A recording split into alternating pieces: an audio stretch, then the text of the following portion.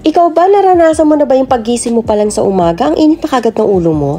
Parang ang bigat ng araw mo kahit di pa nagsisimula. Kaya sabi sa 1 Thessalonians chapter 5 verse 17 through 18, pray without ceasing. In everything, give thanks. Magpasalamat daw tayo, for this is the will of God in Christ Jesus for you. Kasi ito ang nabibigay ng panalangin at pasasalamat kay Lord. Unti-unti binabago nito yung kondisyon ng puso natin. Kahit pangit ang gising mo, nagbabago to. Nagkakaroon ka ng pag-asa, nagiging magaan ang loob mo, at nagiging magandang pananaw mo sa buong maghapon.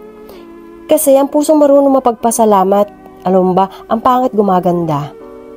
Kapag hopeless ka, nagkaka-hope ka. Kapag mabigat, nagiging magaan.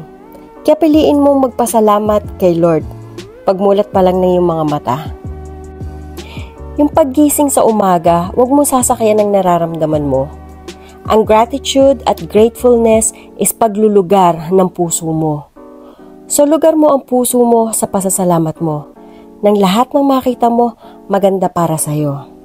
Okay? Have a beautiful day mga kalakbay!